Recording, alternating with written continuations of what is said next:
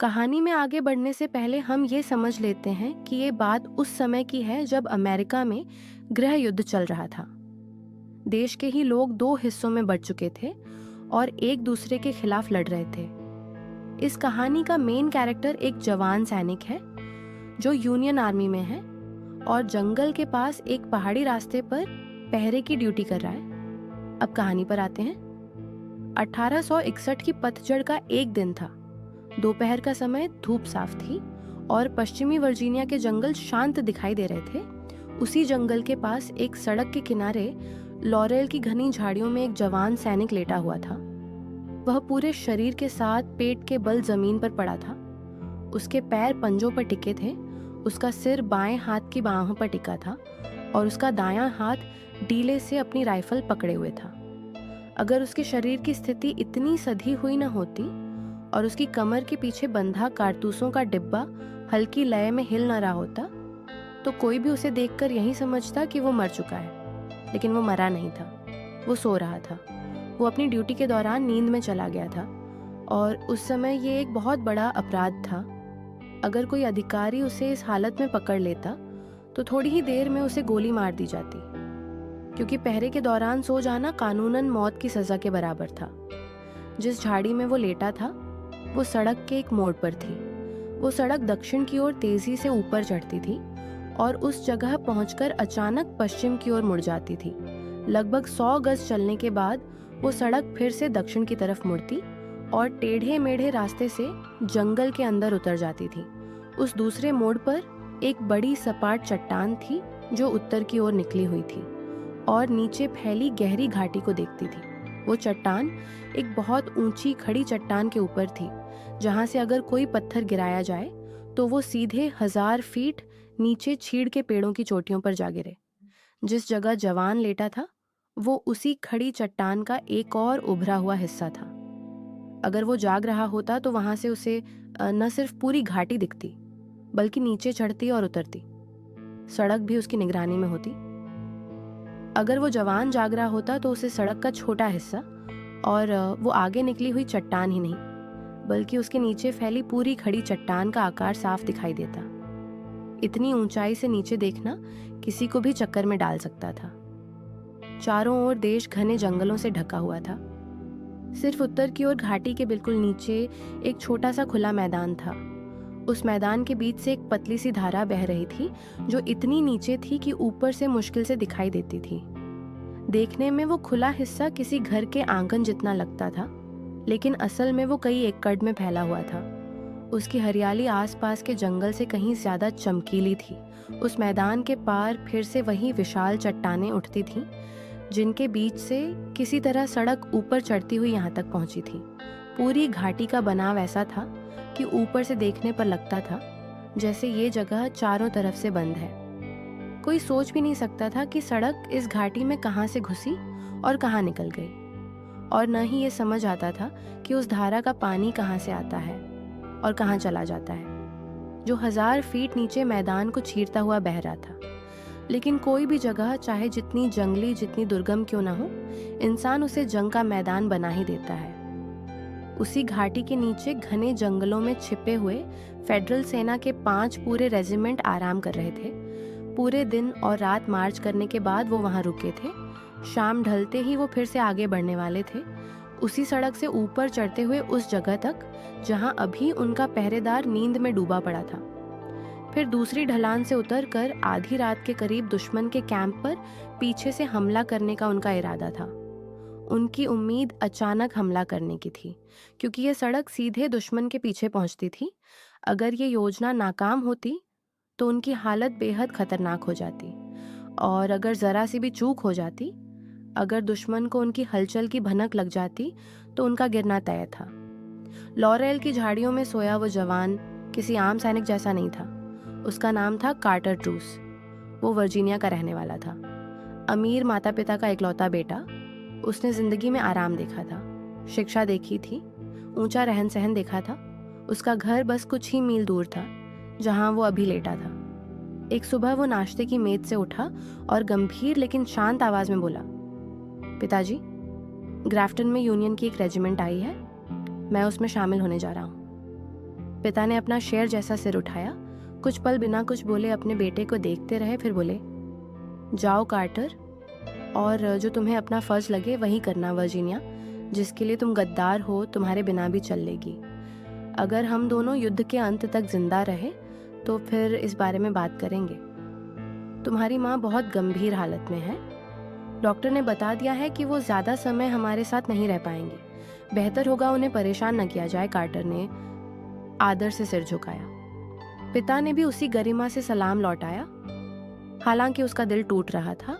और इस तरह कार्टर ड्रूस अपने बचपन का घर छोड़कर सैनिक बन गया। अपने साहस, कर्तव्य निष्ठा और हिम्मत के दम पर वो जल्दी ही अपने साथियों और अफसरों की नज़र में चढ़ गया। इसी वजह से और इलाके की जानकारी के कारण उसे इस खतरनाक अंतिम चौकी की ड्यूटी दी गई थी, लेकिन थकान उसके इरादे से ज़्यादा ताकतवर साबित हुई और वो सो गया। किस फरिश्ते ने या किस साए ने उसे सपने में जगाया, ये कोई नहीं जानता। बिना कोई आवाज़ किए, बिना कोई हरकत किए, शाम की गहरी खामोशी में किसी अदृश्य हाथ ने उसकी चेतना को छू लिया और अचानक उसकी आंखें खुल गईं। वो धीरे से अपना माथा उठाता है, झाड़ियों के बीच से झांकता है और अपने दाहिने हाथ में राइफल को मजबूती से पकड़ लेता है। उसका पहला एहसास डर का नहीं बल्कि एक अजीब सी खूबसूरती का था। उस विशाल चट्टान के किनारे बिल्कुल स्थिर आसमान की पृष्ठभूमि में एक घुड़सवार किसी विशाल मूर्ति जैसा लग रहा था, जैसे कोई बहुत ऊंचे चबूतरे पर खड़ी की गई सम्मान से भरी प्रतिमा हो।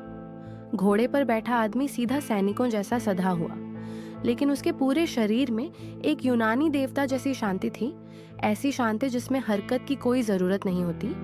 उसकी धूसर वर्दी आसमान के रंग से घुलती सी लग रही थी। हथियार और साज सामान की धातु छाया में मुलायम पड़ गई थी। घोड़े की चमड़ी पर कहीं भी तेज चमक नहीं थी। एक कारबाइन घोड़े की काठी पर आड़ी रखी थी। दाहिना हाथ उसके हैंडल को मजबूती से थामे था। बायां हाथ लगाम पकड़े हुए था, लेकिन दिखाई नहीं दे रहा था। आसमान के सामने घोड़े की आकृति इतनी साफ कटी हुई थी जैसे किसी पत्थर पर उकेरी गई नक्काशी हो। वो दूर सामने की चट्टानों की ओर देख रहा था। सवार का चेहरा थोड़ा सा मुड़ा हुआ था, सिर्फ कनपटी और दाढ़ी की रेखाएं दिख रही थीं। उसकी नज़र सीधे नीचे घाटी की गहराई में थी। ऊंचाई और दूरी की वजह से और दुश्मन के पास होने की भयानक सच्चाई के कारण वो पूरा दृश्य कार्टर ड्रूस को लगभग देवताओं जैसा विशाल प्रतीत हो रहा था। एक पल के लिए ड्रूस के मन में एक अजीब सा विचार आया, जैसे वो युद्ध के अंत तक सोता रहा हो और अब किसी बीते हुए वीर युग की याद में खड़ी की गई एक भव्य मूर्ति को देख रहा हो और वो खुद उस इतिहास का एक तुच्छ हिस्सा रहा हो। लेकिन तभी वो भ्रम टूट गया। घोड़े ने अपने पैर हिलाए बिना शरीर को थोड़ा सा पीछे खींच लिया। सवार अब भी बिल्कुल स्थिर था। अब ड्रूस पूरी तरह जाग चुका था। वो स्थिति की गंभीरता समझ चुका था।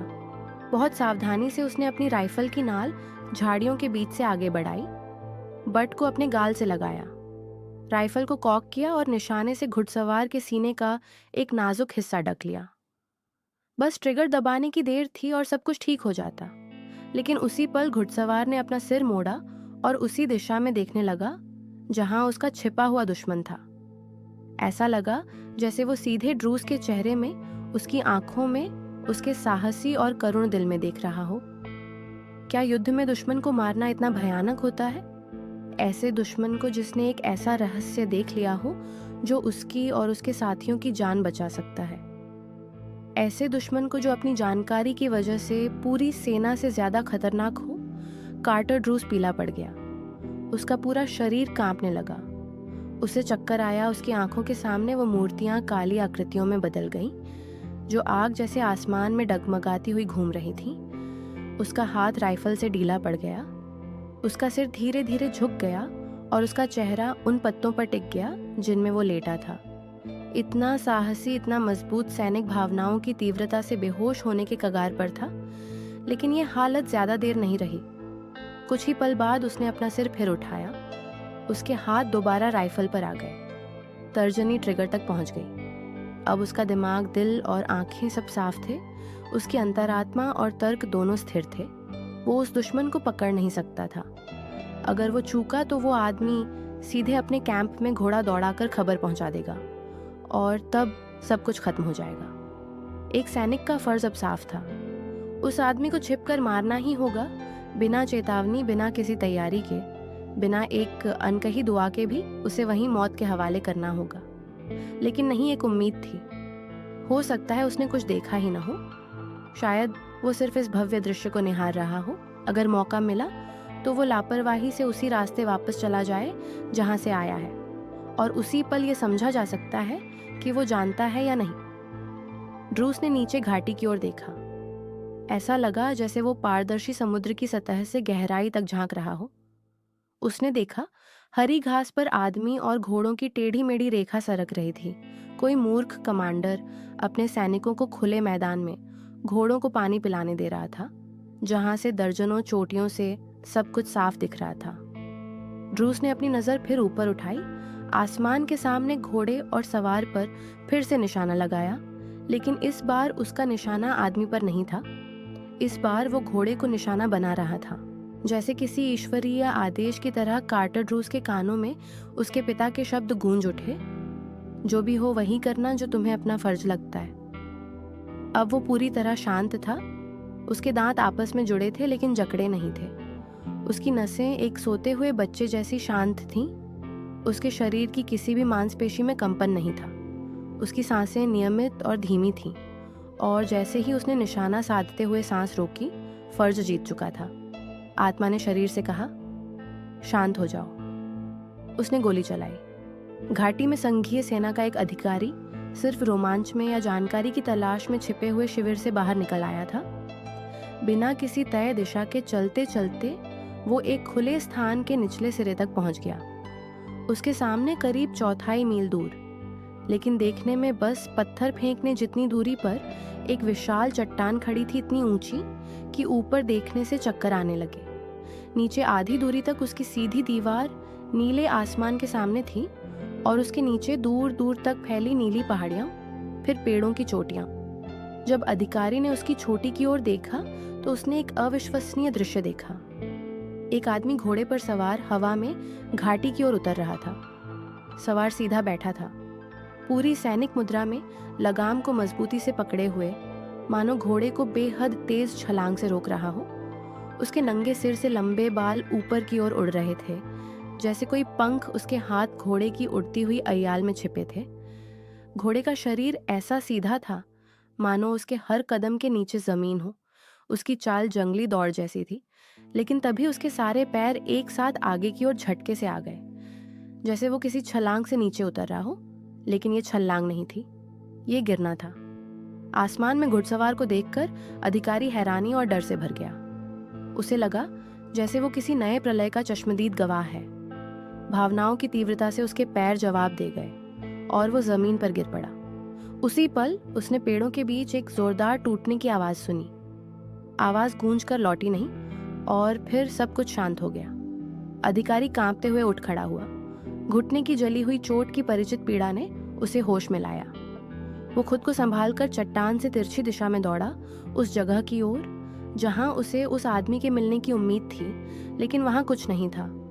उस छोटे से पल में उसकी कल्पना इतनी प्रभावित हो चुकी थी उस अद्भुत दृश्य की सुंदरता और सहजता से, कि उसे यह ख्याल ही नहीं आया कि हवा में उतरने वाले घुड़सवार की दिशा सीधे नीचे होती है, और जिसे वो ढूंढ रहा था वो चट्टान के बिल्कुल नीचे हो सकता है। आधे घंटे बाद वो शिविर लौट आया।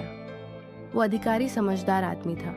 वो जानता था कि एक अविश्वसनीय सच बताने से बेहतर है चुप रहना। उसने जो देखा था उसके बारे में कुछ नहीं कहा, लेकिन जब कमांडर ने पूछा कि क्या उसे स्टोव में कोई काम की जानकारी मिली, तो उसने कहा, जी सर, दक्षिण की ओर से इस घाटी में कोई रास्ता नहीं उतरता।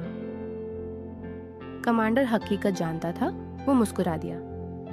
गोली चलाने के बाद प्राइवेट कार्टर ड्रूस ने अपनी राइफल दोबारा भरी और फिर से पहरे पर लेट गया, जैसे कुछ हुआ ही ना हो। करीब 10 मिनट भी नहीं बीते थे कि एक संघीय सार्जेंट रेंगते हुए हाथों और घुटनों के बल उसके पास पहुंचा।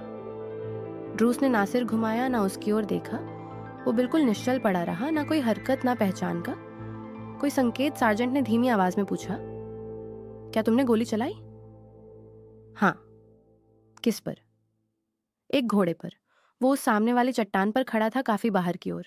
अब वो वहां नहीं है। वो चट्टान से नीचे गिर गया। उस आदमी का चेहरा सफेद पड़ चुका था, लेकिन इसके अलावा उसकी भावनाओं का कोई और संकेत नहीं था। जवाब देने के बाद उसने अपनी नजरें दूसरी ओर फेर लीं और कुछ नहीं बोला। सार्जेंट समझ नहीं पाया। कुछ पल की खामोशी के बाद उसने कहा, ट्रूस, रहस्य बनाने का कोई फायदा नहीं है। मैं तुम्हें आदेश देता हूँ, साफ बताओ, क्या उस घोड़े पर कोई आदमी भी था? हाँ।